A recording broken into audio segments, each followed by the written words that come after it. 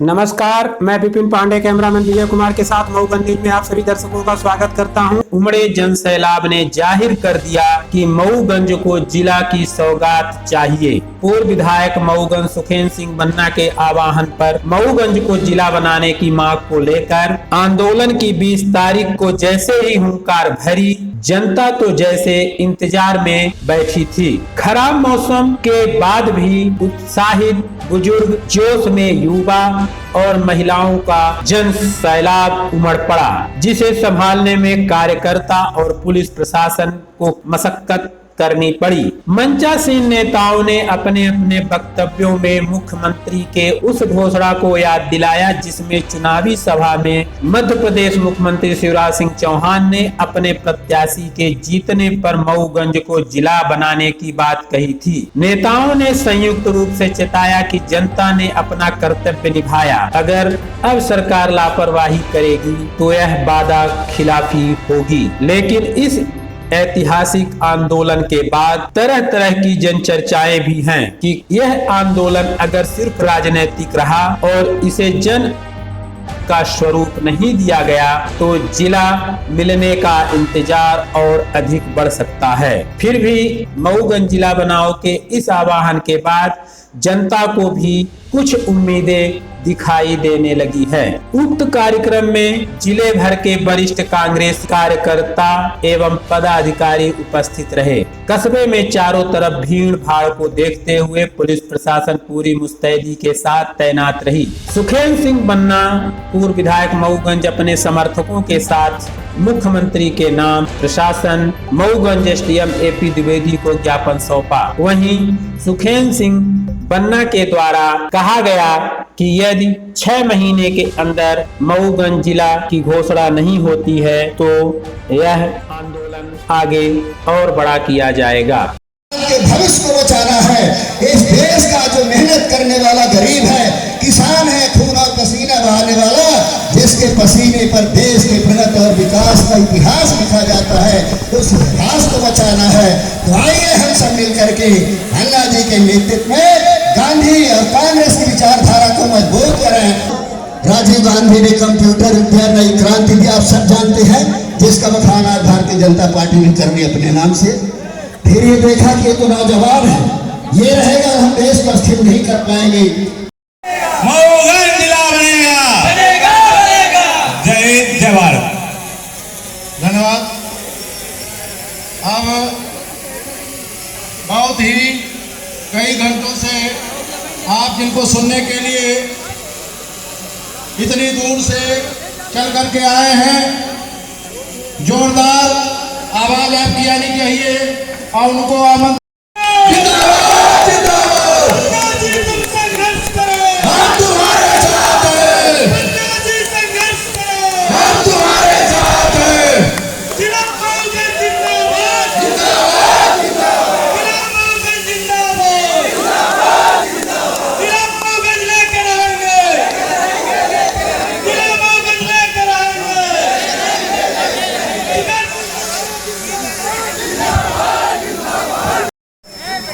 जो खोखली साबित हो रही है, सरकार पूरी तरह से फेल है। और इसी कड़ी में मऊगंज में तमाम समस्याएं, रीवा जिले में तमाम समस्याओं को लेकर के आज जो ये 20 सितंबर को ये मऊगंज में जो राजरोष आंदोलन रखा गया, इस आंदोलन में मैं आप सबको बताना चाहता हूं कि मऊगंज के कोने कोने से, हमारे जड़पुर से लेकर के मुन्हाई, नकवार, बीरादेई, पिपराही, सरदवन, हरई, प्रताप, बहेरा डावर, उधर देव तालाब के सीतापुर से होते हुए आपके रतनवा होते हुए आपके देव तालाब प्रापर, उधर नई गढ़ी के बहुत सारे हिस्से और इधर पहाड़ी रमनगरी करकचहा।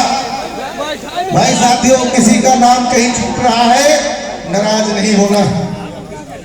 से लेकर के इधर मऊगंज के आसपास नगर पंचायत समस्त इधर हलचल सिंह, बजरंग सिंह पे पठान, बराव, गौरी गंजवा बरियारपुर और साथ ही बेलौही से लेते देते उधर हरमना बॉर्डर होते हुए, वैसे आज हरमना बॉर्डर की सीमा टूट चुकी है। अगर हम ये कहें मिर्जापुर हम पहुंच गए हैं तो कोई बुराई मिर्जापुर होते हुए और इधर लालगंज लौट करके हमको लगता है बाणसागर का पानी उधर ही से लौटेगा। लेते देते हाटा लोड़ी गोइडार और इधर समस्त जयपुर की सीमा छूते हुए हरमना नगर पंचायत के आसपास हमारे समस्त 98 पंचायत हरमना के उपस्थित सभी हमारे सदैव वंदन करता हूँ। उम्मीद नहीं करी थी, उससे कहीं ज्यादा उम्मीद में इस संघर्ष में आप अपने तमाम साथियों के साथ यहाँ पर माताओं, बहनों और बुजुर्गों के साथ उपस्थित हुए। आप सबको नमन करता हूँ और मैं नतमस्तक हूँ आप सबका।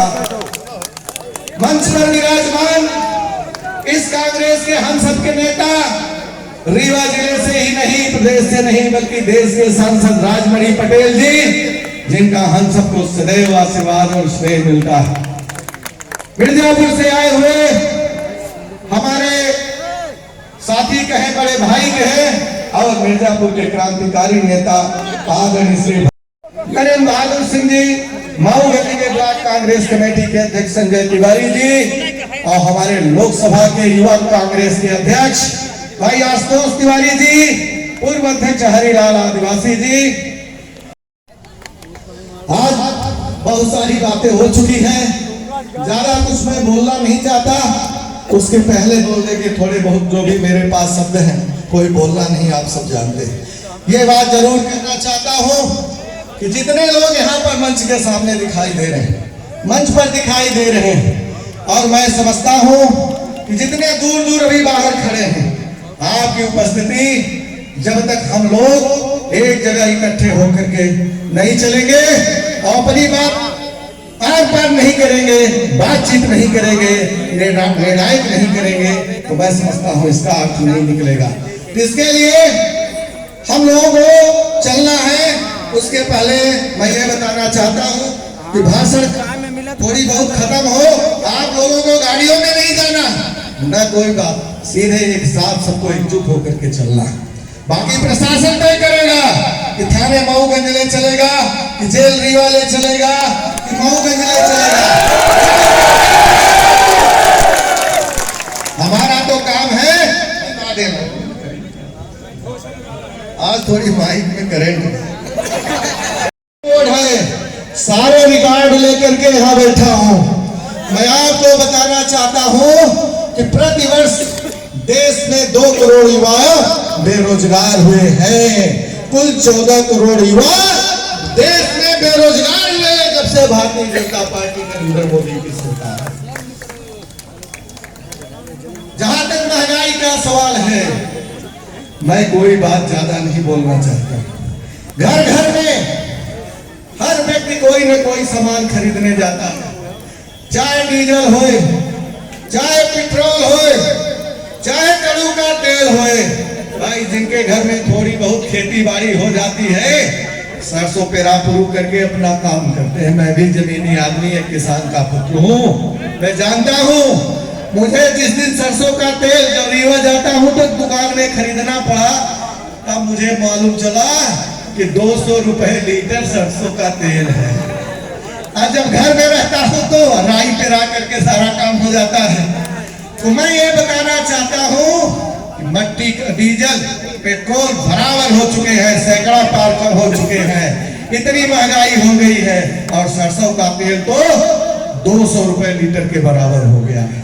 जब हिंदुस्तान में डॉक्टर मनमोहन सिंह की सरकार थी, 50 रुपए डीजल जब मिलता था, पेट्रोल मिलता था 60 रुपए, तो भारतीय जनता पार्टी के नेता सड़कों पर बैठ बैठ करके नारा लगाते थे कि मनमोहन सिंह जी इस्तीफा दीजिए, आप कांग्रेस के प्रधानमंत्री नहीं, देश के प्रधानमंत्री नहीं, बल्कि एक गुलाम है। मैं पूछना चाहता हूँ कि हिंदुस्तान के प्रधानमंत्री बताएं कि किसकी गुलामी के आधार पर 100 रुपए लीटर डीजल और पेट्रोल बिक रहे हैं। बोलो सीना ठोक करके, अगर दिल्ली में किसान बैठा हुआ है, किसके इशारे पर आप किसानों की बात नहीं मान रहे हैं? 6 महीने से किसान वहां बैठा हुआ है। मैं आपसे भी पूछना चाहता हूं कि अगर मनमोहन सिंह कांग्रेस के गुलाम थे तो नरेंद्र मोदी किस बात जानते हैं? साथियों, के दो पुत्र अनिल अंबानी, मुकेश अंबानी, अडानी, इनके हाथों पूरी तरह से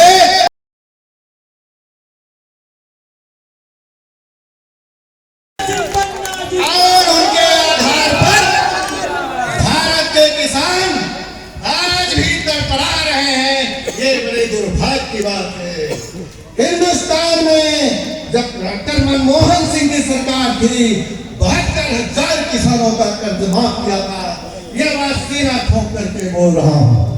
राहुल गांधी सिर्फ सूट और कपड़े और टाई और पगड़ी बदलने का काम कर रहे हैं। किसान सड़कों पर है और हम सब पीड़ित हैं महंगाई से, युवा पीड़ित है बेरोजगारी से। लेकिन आज सबको तेंदू पत्ता अगर बोनस मिलता है, उसका परिणाम है कुंवर अर्जुन सिंह की ये देन है। जब दिग्विजय सिंह जी मुख्यमंत्री हुए, कुछ परिस्थितियों में कुछ बात भले ही रही हो, लेकिन शिक्षा के क्षेत्र में दिग्विजय सिंह जी ने प्रमाण पत्र लिए घूम रहे। अरे भाई, दम हो तो आज हजारों हजार की आवाम इधर इकट्ठा है और मऊगंज की ही जनता है। के बताओ, चौरा घाट के लिए किसने संघर्ष किया, क्या क्या किया? एनओसी की बात करते हो? अरे एनओसी तो 2012 की ही बनी हुई थी। पैसे मंजूर कराए, चौरा घाट का लोकार्पण किया, उद्घाटन किया। आज चौरा घाट का निर्माण लग गया, तो जाकर के तकवारी करते हो, बताते हो मैं बना रहा हूं। चलो मैं तैयार हूं हर मुद्दे पर, इसीलिए तो मैं 3 साल वेट किया। अरे भाई, 3 साल का समय दो, टैंकर का पानी पिया, लेकिन अब मेरे सिर से जब पानी ऊपर जाने लगा, और मेरे सिर से नहीं बल्कि मऊगंज के नौजवानों, मऊगंज की माताओं बहनों की भी संख्या कम नहीं है। मऊगंज के किसानों, मऊगंज के हमारे सभी जाबाज साथियों ने बहुत अच्छा किया और उनका मेरे ऊपर दबाव हुआ। तब इस बात को लेकर के आज यहाँ पर हम सब उत्साहित हैं, एकत्रित हैं और अपने हक की लड़ाई के लिए, अपने अधिकार के लिए यहाँ पर हम सब संकल्पित हैं। ये हम बताना चाहते हैं। चल रही है ये स्वर्गीय रामधनी मिश्रा जी भी इस बात की लड़ाई लड़े थे। उन्होंने जब कुंवर अर्जुन सिंह मुख्यमंत्री थे तब इस बात को रखा था, लेकिन उस टाइम नहीं हो पाया, बनते बनते रह गया था। जगदीश मसूरिया जी भी इस बात को उठाए, लेकिन उन्हें गुरमाबाद में संतोष करना पड़ा। इसके बाद कुछ हमारे छोटे मोटे जनप्रतिनिधि, भाई संतोष मिश्रा जी मेरे जैसे लोग, बहुत सारे साथी कभी ज्ञापन के माध्यम से उससे करते रहते हैं। हम हाथ नहीं काटेंगे किसी का। अगर कोई थोड़ी बहुत भी बात किया है तो मैं उसका नाम लेने में संकोच नहीं करेंगे। भाई इसी क्षेत्र का प्रतिनिधित्व कर रहे थे भाई लक्ष्मण तिवारी जी, चाहे जो आरोप उनके पर लगे हो मैं नहीं जानता क्या करते थे वो क्या नहीं, पर जिले की बात उन्होंने भी उठाई थी।